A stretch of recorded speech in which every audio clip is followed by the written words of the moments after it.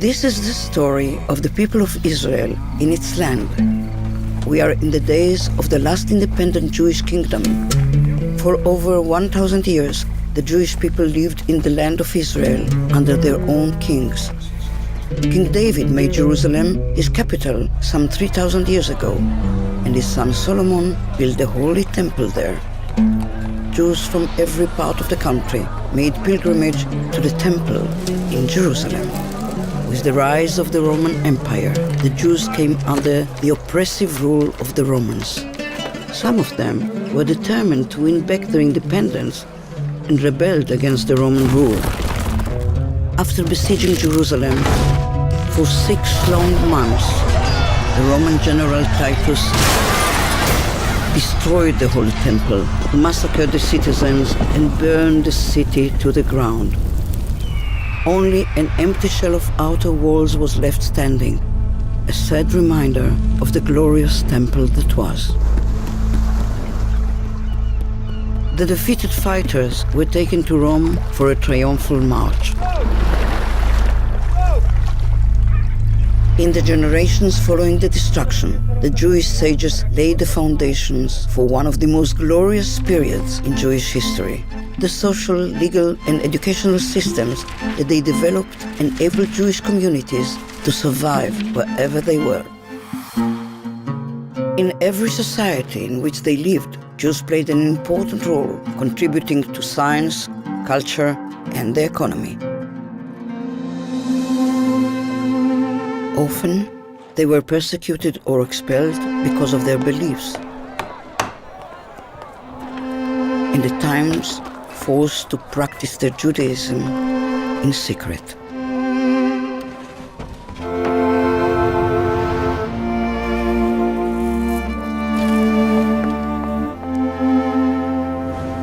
But even in difficult times, they clung to their culture and traditions.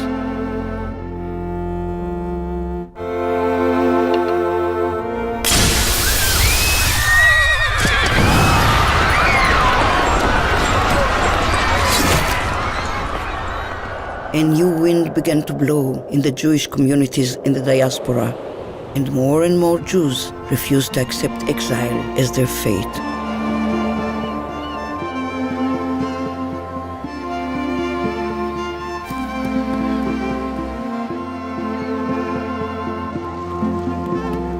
Little by little, Jews from all over the world began to make their way to the land of Israel.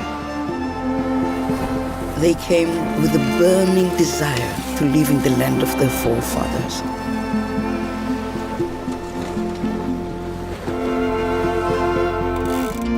Changes taking place in the international arena in the wake of the Industrial Revolution boosted the stream of Jews returning to their homeland. They joined their brethren who had never left, working together to rebuild the land. It was a young Jewish journalist who turned the new wind into a movement and gave it a name, Zionism. Theodor Herzl believed that a people must rely only on itself. He had a vision and a plan and devoted his life to making the age-old dream a reality. In the land of Israel, the ancient Hebrew language was reborn, with new words to express the needs of the modern multicultural society taking shape in the Jewish homeland.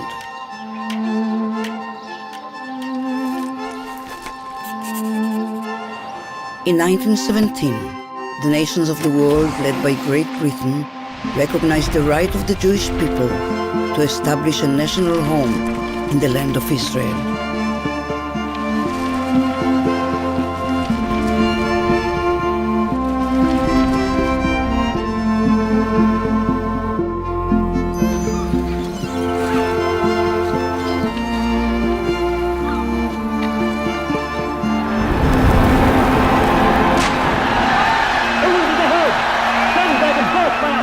While the Jews were engaged in building the foundations of a new country, another people in another part of the world united around an entirely different idea, one that led its followers to commit the most horrendous crime against humanity. The Nazis began with the cancellation of civil rights, progressed to persecution and riots, and eventually carried out a systematic annihilation of 6 million Jews with a brutality that the modern world had never seen or even imagined.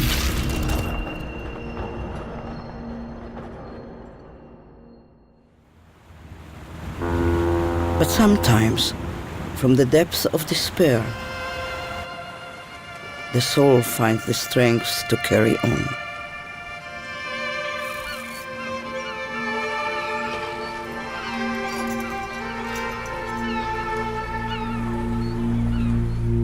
The Nazis murdered 1/3 of the Jewish people, but they couldn't kill their spirit.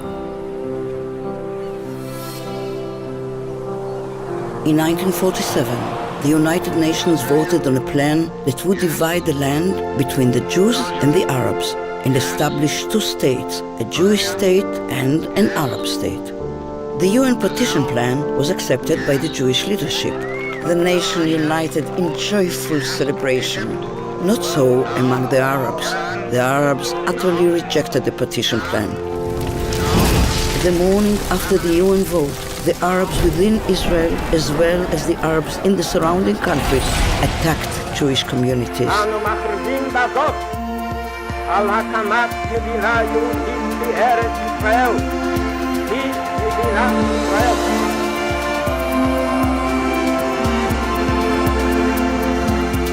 The Israeli celebrations were cut short as they prepared for the newly born state's first war of survival against the combined attacks of 6 Arab armies. Synagogues were destroyed, many of the Jewish residents were killed, wounded, or taken captive. The Jews in the rest of Jerusalem were under siege. Convoys with makeshift armor that tried to break through the siege were ambushed. The war ended in victory for the State of Israel, but Judea, Samaria, and the old city of Jerusalem came under Jordanian occupation.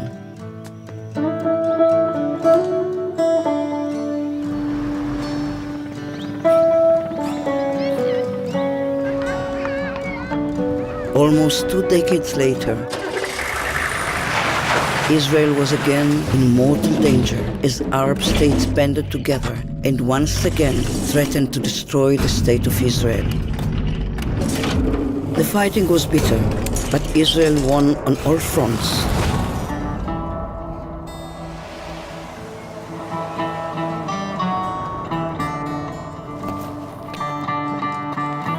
The sweetest victory of all was the liberation of the Holy Temple Mount and the Western Wall.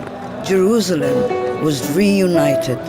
For the first time in the city's history, freedom of religion and worship was guaranteed in all the holy sites of Judaism, Christianity, and Islam. The quiet didn't last long. The peace of the holiest day in the Jewish calendar was shattered by the sirens of war. While prayers for divine mercy pounded at the gates of heaven, the Arab armies pounded at the gates of little Israel. Israel's reserve soldiers rallied to fight the enemy. They didn't lay down their arms until the country was safe once more. War requires courage, but even greater courage is required to make peace. The historic peace treaty between Israel and Egypt laid a cornerstone for the desired peace with all of Israel's neighbors.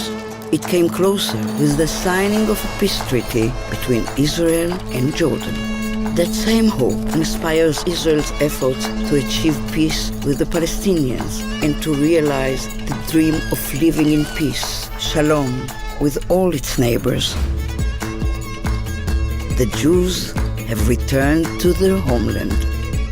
Fulfilling the hopes of 100 generations, the Israelis have overcome daunting obstacles to fashion an open, joyful, and pluralistic society, a vibrant culture, and an innovative economy.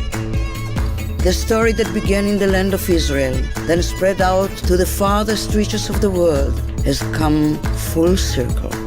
The next chapter is already being written.